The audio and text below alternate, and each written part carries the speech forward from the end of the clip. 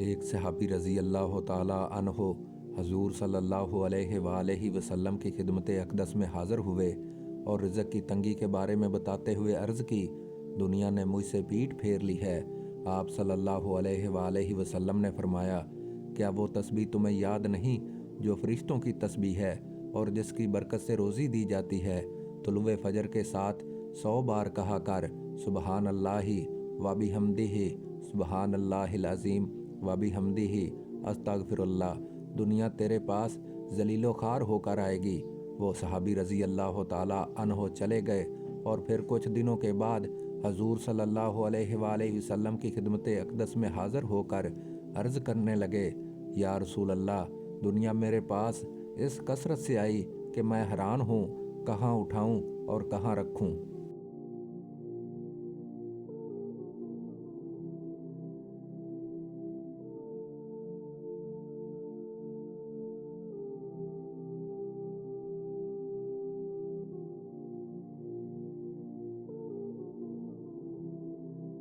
حضرت عبداللہ بن عباس رضی اللہ تعالیٰ عنہما فرماتے ہیں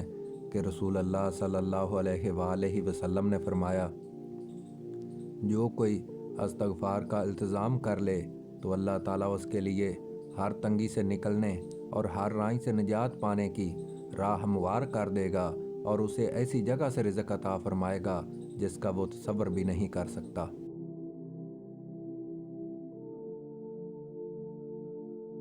حضرت انس بن مالک رضی اللہ تعالیٰ عنہ سے روایت ہے کہ رسول اللہ صلی اللہ علیہ وآلہ وسلم نے فرمایا،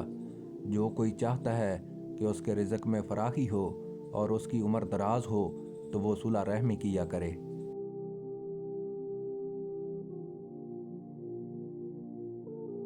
نبی اکرم صلی اللہ علیہ وآلہ وسلم نے سیدہ اسماء رضی اللہ تعالیٰ عنہا سے فرمایا، مال کو مت روکو، نہیں تو تم سے بھی روک لیا جائے گا، یعنی مال روکنے کی وجہ سے اللہ تم پر تنگی کر دے گا۔ نبی اکرم صلی اللہ علیہ وآلہ وسلم نے فرمایا، مال میں سے صدقہ کرنے سے کوئی کمی نہیں ہوتی، بلکہ اللہ تعالیٰ اس کا بدلہ مال، صحت یا لمبی عمر کی صورت میں عطا فرمائے گا۔ نبی اکرم صلی اللہ علیہ وآلہ وسلم نے فرمایا، جب بندہ سوال کرتا ہے تو اللہ اس پر غربت کا دروازہ کھول دیتا ہے۔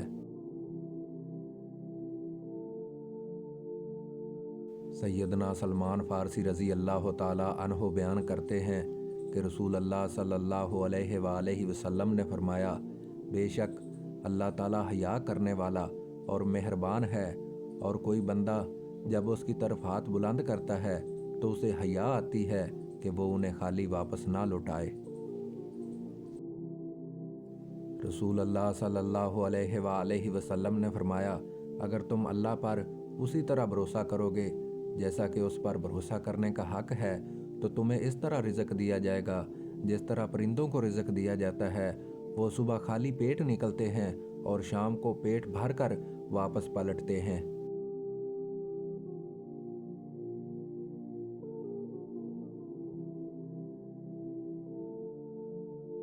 رسول اللہ صلی اللہ علیہ وآلہ وسلم نے ارشاد فرمایا، بے شک اللہ تعالیٰ نے ارشاد فرمایا، اے آدم کے بیٹے، میری عبادت کے لیے اپنے آپ کو فارغ کر، میں تیرے سینے کو تونگری سے بھر دوں گا اور لوگوں سے تجھے بے نیاز کر دوں گا۔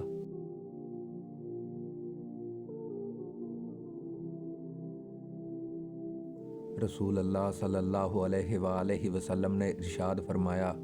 پے در پے حج اور عمرے کیا کرو، بے شک یہ دونوں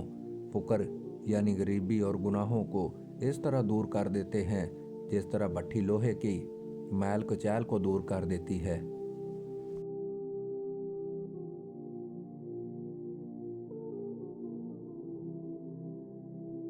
حضرت سہل بن سعد رضی اللہ تعالیٰ عنہ سے روایت ہے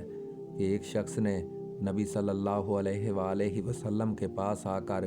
فقر و فاقے اور تنگی کی شکایت کی تو آپ صلی اللہ علیہ وآلہ وسلم نے فرمایا، جب تم اپنے گھر میں داخل ہو تو سلام کرو، خواہ وہاں کوئی موجود ہو یا نہ ہو، پھر مجھ پر سلام پیش کرو اور ایک بار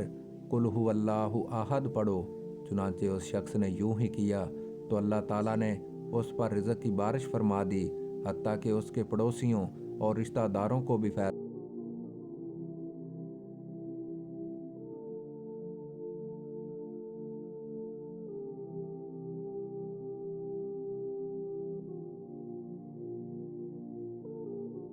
एक रवायत में कहा गया है कि अल्लाह तबारक व ताला सुबह सादिक से लेकर तुलूए आफ्ताब तक मखलूक के लिए रिज़्क़ तकसीम करते हैं। यानी जो लोग इस पूरे वक़्त में काफ़र रहते हैं वो रिज़्क़ की बरकत से महरूम रहते हैं।